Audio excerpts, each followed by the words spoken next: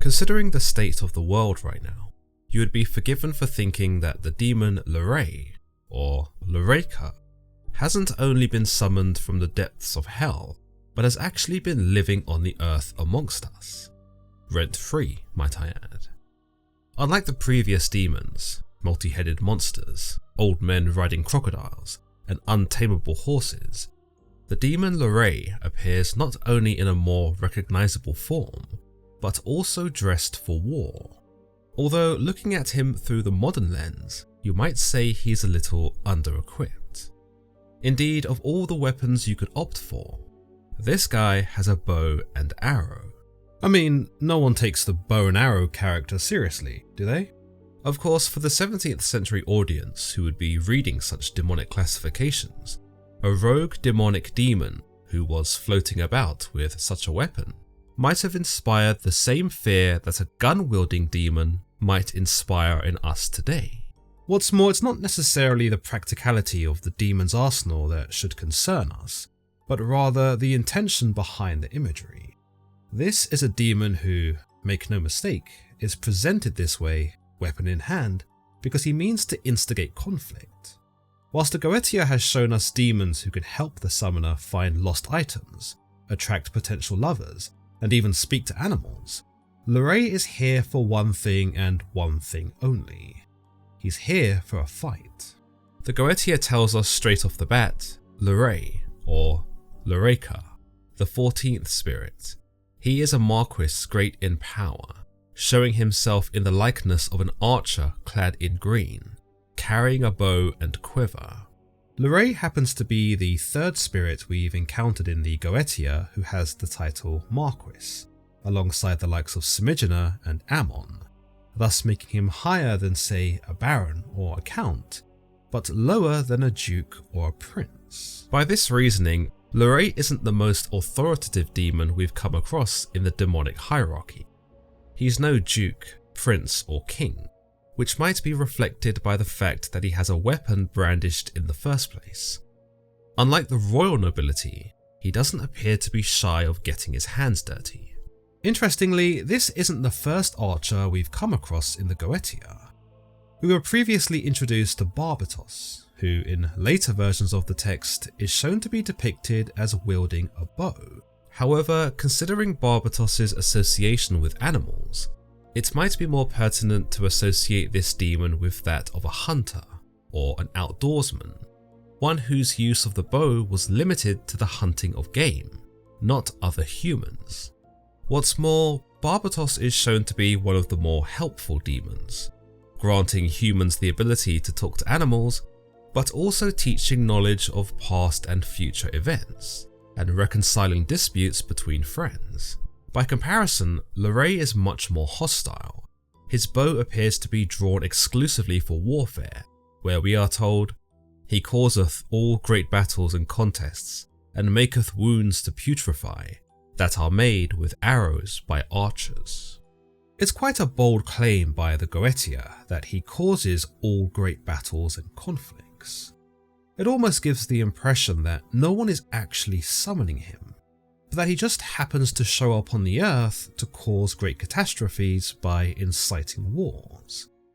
The question then must be asked that if Leraie is responsible for all great battles and conflicts, then to what extent does man create conflict? Are we to believe that the various skirmishes throughout history are a result of Leraie's influence? This is why I say this nettlesome demon has been living here rent-free, because war never seems to go out of style. What's more, he's quite a vindictive demon. He doesn't just shoot to kill his enemies, but intentionally injures them with putrefying wounds, so that the victim does not die instantly, but suffers gruesomely due to infection and decay. The whole thing makes me think of the poison archer trope, seen in many fantasy narratives and games, whereby the arrow tip is dipped in some magical toxin.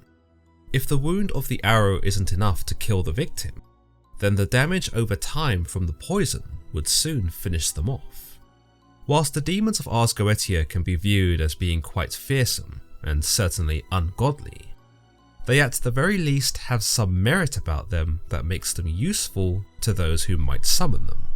Semigena can teach a man science. Ammon can repair friendships. Barbatos can grant the ability to speak to animals. But Leraie is one of the few demons we've encountered thus far who just outrightly offers to do nothing but hurt people, preferably on a mass scale.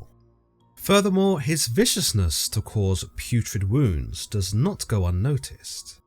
This is a demon who honestly just seems pretty unhinged, and unless you had a real hatred for someone, I can't see a healthy reason for wanting to summon him. The Goetia concludes, "He governeth 30 legions of spirits, and this is his seal."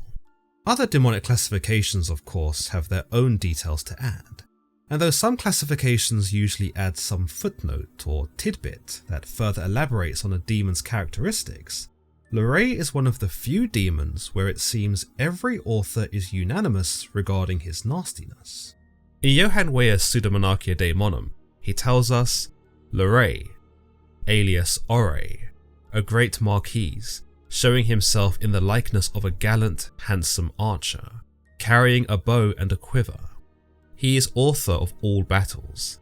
He doth putrefy all such wounds as are made with arrows by archers, which he shoots best within 3 days, and he hath regiment over 30 legions. The only notable difference here is that Weyer remarks that Leraie is handsome and has a gallant appearance. This again reinforces the image that Leraie adopts a more human guise, perhaps that of a soldier, which might allow him to make more of an impression on a romantic audience, who were already well acquainted with the likes of gallant knights. But there is nothing gallant about the way in which Leraie fights on the battlefield. First of all, he's an archer. His honour as a long-range specialist, who's much more removed from the battle than, say, a foot soldier, is naturally less so. I mean, can you really call an archer gallant? Especially if they spend the whole engagement camping in the trees.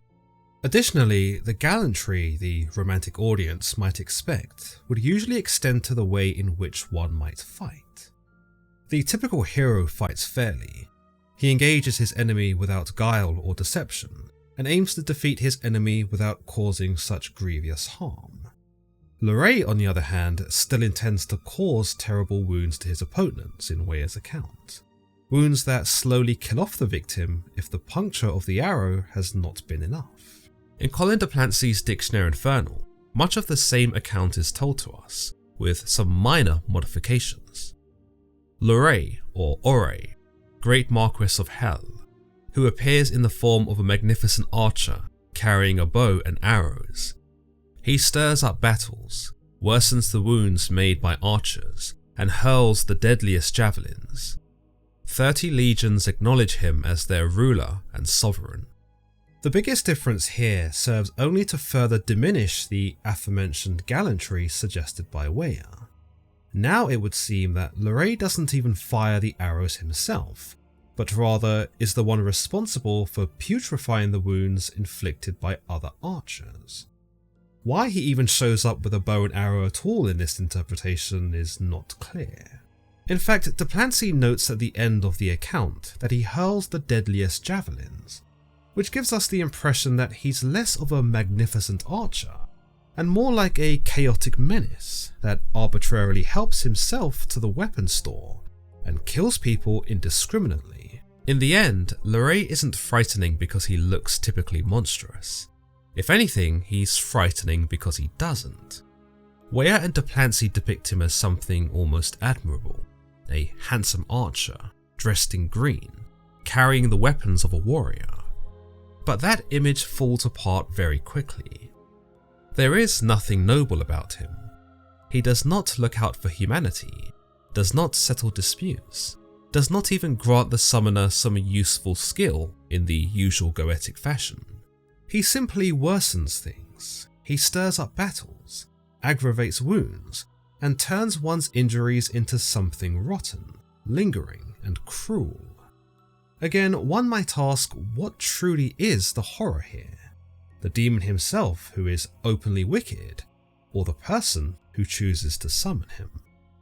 As always guys, if you've enjoyed today's episode on the Goetic demons, then don't forget to leave this video a like and subscribe for more content just like this. Until next time.